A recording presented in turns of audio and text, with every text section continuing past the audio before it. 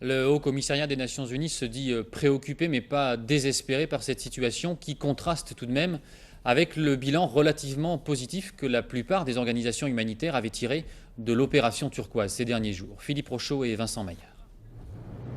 Le départ des 500 derniers militaires français du Rwanda laisse les organisations humanitaires face à d'immenses problèmes de personnel et de logistique.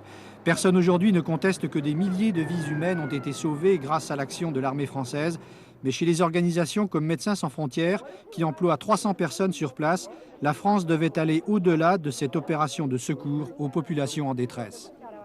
Les militaires ont été utiles, je crois que la part de leur travail humanitaire a été correcte. Sauf que nous considérons que quand des États interviennent et quand la communauté internationale intervient, elle ne peut pas intervenir que sous l'angle humanitaire puisque ça cache complètement le problème de fond qui est essentiel. Dans les camps de Goma, on ne meurt plus du choléra mais d'autres maladies, tout comme dans la zone humanitaire. Pour Médecins du Monde, le départ des soldats français a été trop rapide. Ils n'ont pas eu le temps de passer le relais. Le départ des Français aujourd'hui n'est qu'une conclusion très logique de cette ambiguïté politique, en ce sens qu'ils ont été contraints au départ, contraints par le FPR parce qu'ils n'ont jamais eu de légitimité aux yeux du FPR. Et voilà, donc ils ont été contraints au départ sans pouvoir réellement préparer les relais en matière humanitaire, ce à quoi ils s'étaient engagés quand même au début.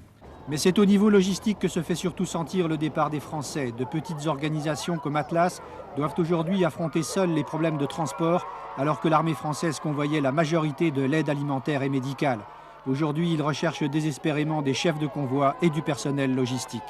On s'est rendu compte qu'il y avait un tel déficit en termes de transport qu'il a bien fallu financer les camions, financer les stocks, financer la radiocommunication, c'est-à-dire toute l'infrastructure logistique. Elle a été financée, on commence à se mettre en place, il faut redoubler nos efforts de nouveau sur la zone de Cyangugu.